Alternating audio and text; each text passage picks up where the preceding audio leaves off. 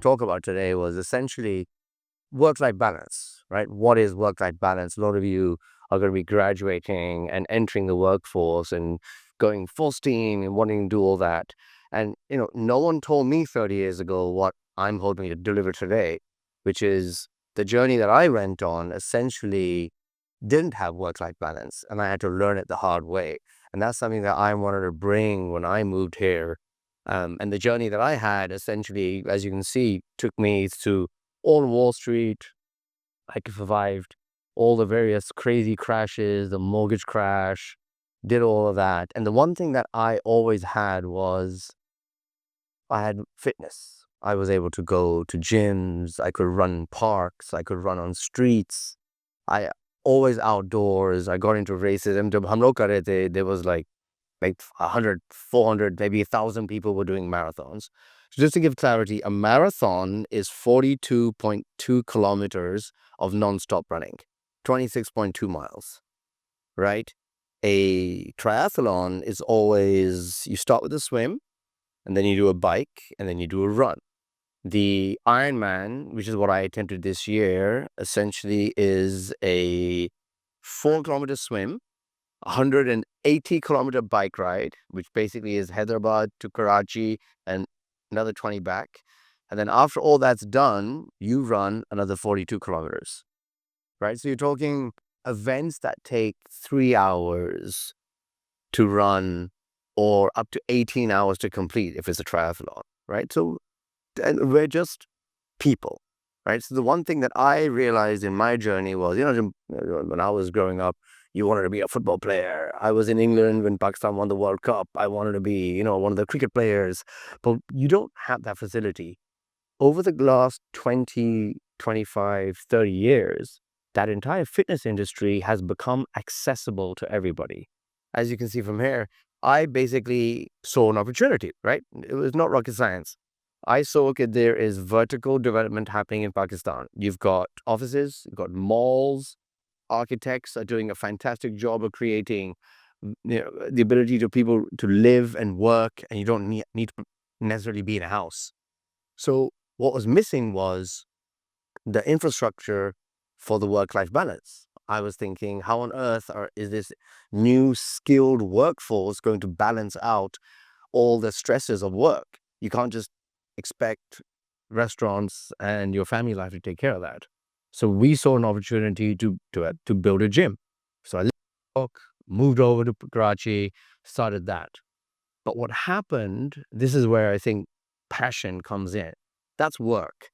Rocket science, there's an opportunity. We came in, we fulfilled the opportunity, and the gym industry has got better. Islamabad, Lahore, Karachi, there are more and more gyms popping up every day, and that's great for everyone. But what happened on the side, to my surprise, was this. I didn't realize. So my passion was running. I'd done New York, I'd done Chicago, I ran the San Francisco, LA Marathon. I always did it to offset all the stresses of, I was in hardcore finance, trading, IT, all the various big banks. I would go to the park and run by myself. And what I didn't realize was, between 2015 and 2018, I was documenting what I'm doing. 3 of us went to the Dubai Marathon in 2017. 3 more people went to Istanbul in 2018. A handful of more people went to the Ironman in Dubai 2018. Between 2018 and 2020, those numbers became 35 people went to the Ironman in Dubai. And last year, in 2023, 37 of 60 people, Pakistanis, who finished the Berlin Marathon were from right here, trained in Pakistan, on our streets, on our parks, eating the same food as everybody else. So the concept of training here and racing anywhere in the world is where, this is what I wanted to talk to you guys about. This is why I'm here.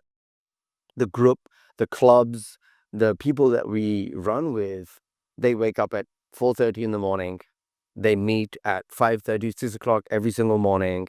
They put in an hour of their time running, or biking or swimming, and they are doing school drop just like everybody else. They are meeting later on like everybody else.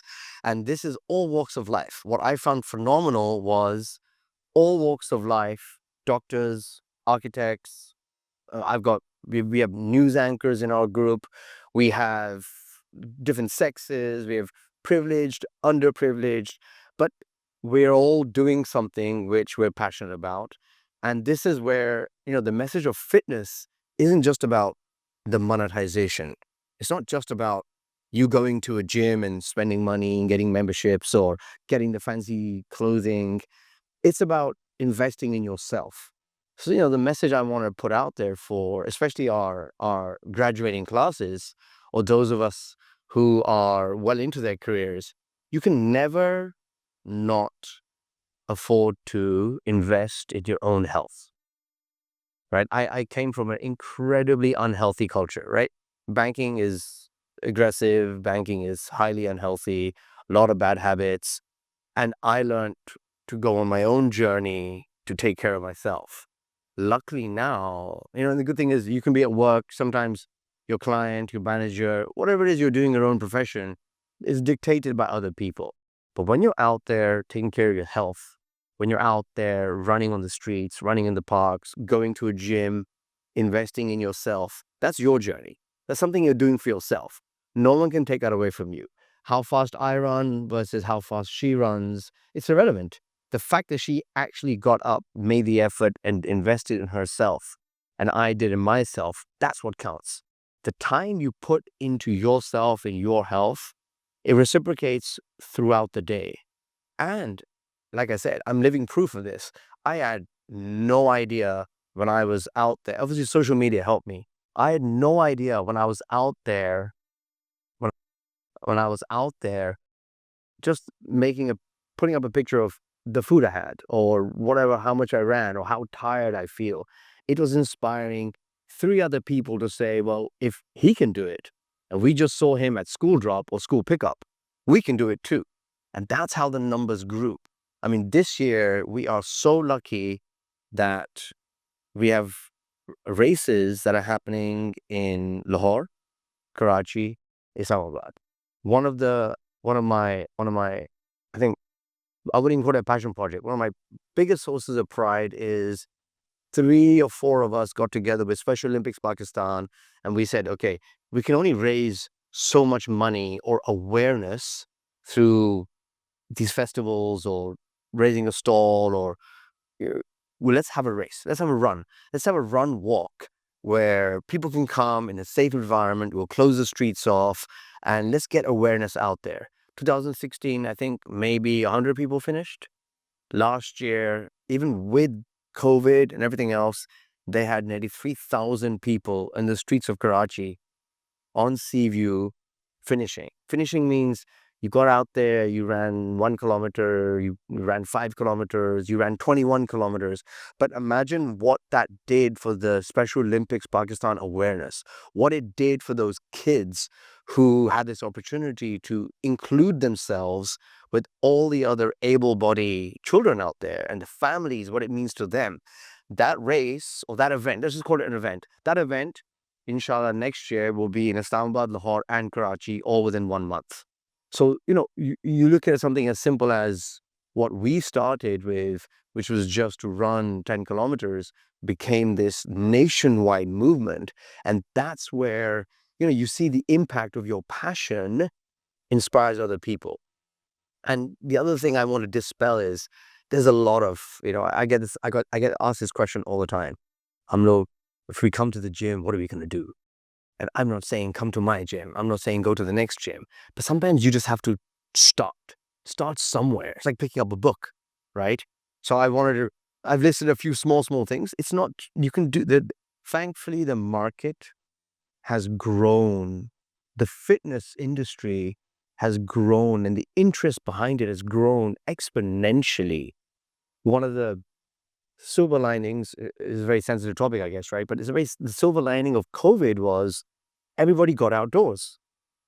Everybody got outdoors. Everybody was walking, biking, running. There were bikes that would run out in bike shops. That trickle down what has been left behind of that is the awareness of what exercise and fitness can do for you. That it's not just inside. You can be outside, you can get online. Just start somewhere. Don't be surprised how many other people it positively impacts. I had an incredibly difficult time. When I moved to Pakistan, I hadn't been here in 17 years. I literally showed up. So the transition that I've had, the journey that I've had, has helped hundreds and hundreds of people. Normally you do a marathon once in a lifetime, right? You run 42 kilometers, you go to a race once in a lifetime.